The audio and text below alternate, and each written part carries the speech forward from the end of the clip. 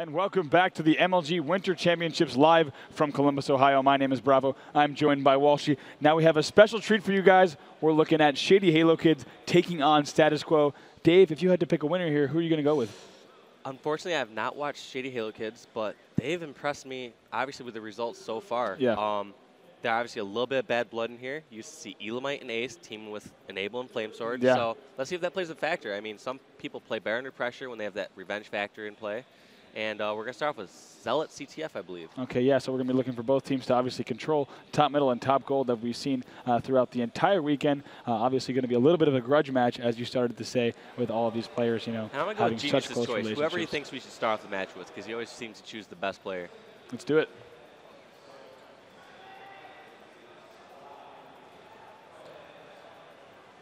Kicking off with Enable from Team Status Quo.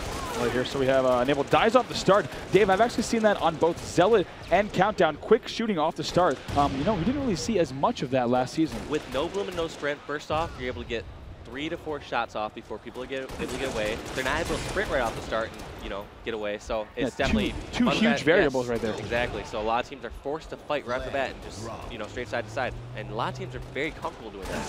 Obviously, they all have great shots. So they're very confident in their ability to just, you know, cross map. He was just outshot there at the beginning, plain and simple. Yeah, it's something I really like to do off the start, whether you're playing customs or playlists, you know, to encourage people to shoot off the start, because you can really catch people off guard there, especially with these new settings. So both teams now pushing towards top gold. We're still on board with Enable. He's going to wait for his team to push up. He's got help there. Actually gets flanked. We see a little flank there from Shady Halo Kids. Going to be looking for them to get behind the base. B-Man gets a quick flagpole, tries to out DMR Royal 2, but he's taken out now. We're still looking at, oh, excuse me, now we are on Snakebite as he's pushing top gold, trying to get a flag return and also keep this area of the map locked down. Great shot by him right there. Didn't use the headshot, knew that he was a little weak from his previous teammate. And right here, he's able, just by himself, to hold landing alone. It's not like it's someone can sprint across street and stop him. He's just able to just stay there. And even if he gets shot back, he's able to just hold landing, like I said, by himself and just run away to top gold. Right, he gets a little touch right there, trying to keep the flag alive. Looks like it might end up returning now. We have a few members there trying to get a last second touch. Enable getting the triple kill. This is off your screen, but that's going to allow them to capture this flag. Hopefully Enable waits for his shields and then puts it in. Nope. All right, guys, as you can see on your screen, we have the Xperia Sony smartphone poll. You can go ahead and tweet or text. Tweet at poll or text 22333 to vote.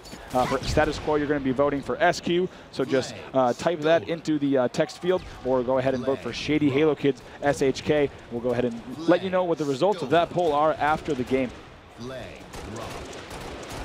So now we have still 1-0 here in favor of Status Quo. Now Snakebite trying to stop this flag here. Hysteria taking advantage of that wall. Gets a late cap there. You hear a little bit of the crowd getting excited. Capping that. I did not know how he put that in. It looked like Flamesword was right behind landing. Big triple there. Another triple from an SQ member. Gets taken out last second, but that flag got pretty far, Dave. Right there you see the flag being escorted. I see them definitely being able to lift here.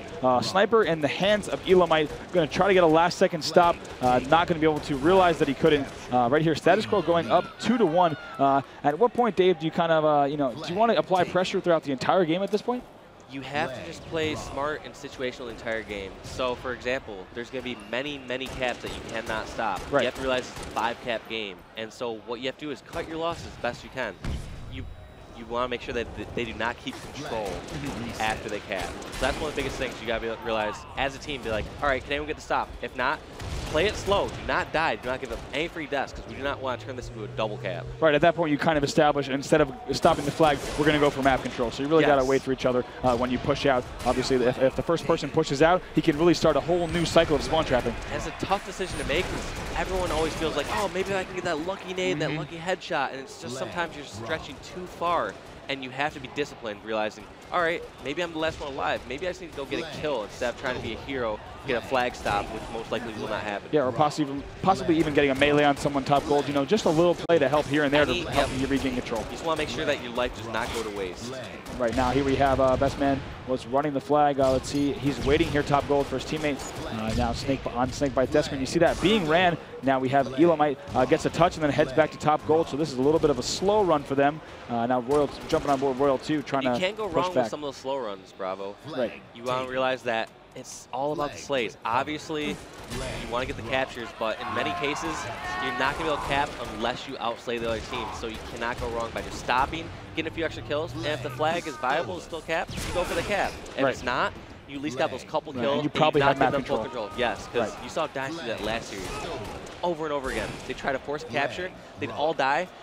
Instinct would just counter cap, and they still have control. Yeah, and sometimes even double cap. In that case, if you're all 4 dead right at the same time. Something obviously we're going to want to watch for both of these teams. One of the last things you want to do, I know all too well as a coach, is have your entire team die at once. You give the enemy team just total reign on the map. They can really choose however they want to set up for flag runs or even double flag runs that we might see throughout the rest of this tournament. So now 3-1 in the game. We're on Royal 2, taking advantage of top middle as we talked about so much during yesterday's 4v4 matches. Look at all the angles here. He can really peek into the health pack. Now he stays alive, avoids those shots. It's a very difficult area to nade on the fly. Yes, and I was claiming before, it's such a big deal that this cover is transparent. He's aware of where these people are going, what they're doing. So even when he's not in the fight and when he's one shot, he can see where a person's going to try to get an angle on him. Right. He can see where they're pushing to, so he knows where to fight next. Yeah. And that's why top middle can be so powerful if you use it correctly. But one thing I wanted to go off topic for a second is the name Team Shady Halo Kids. Right. It's just kind of the experience, I guess, that all these players have felt that they've had through some teammates these past, this offseason. Yeah. They felt like some of the team changes haven't been handled correctly. They feel this is, first off, not a brand new name. This has been used in previous tournaments in Halo 3, and I believe a little bit in Halo 2. Yeah, I think so. And I believe it might have been created by Bestman himself. I think so. Yeah, he was the first. They were definitely the first 2 on the team, Shady Halo Kids. And it's just a funny kind of play. They're obviously making a joking situation that how some of these players, don't handle the team change correctly. These guys were left, pretty much forming a team 10 days or so right before the event, Shady Halo Kids, and they are playing right now.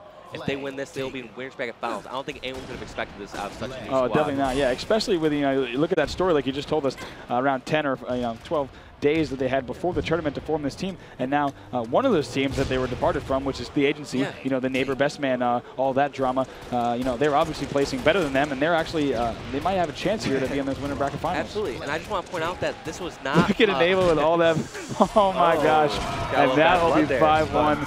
I want to reiterate that the fact that this team was not a forced team decision. Like Shady Halo Kids came about all of just random transactions. And they were kind of pretty much leftovers from it. And they formed this powerhouse of a squad, even though dropping this first game 5-1.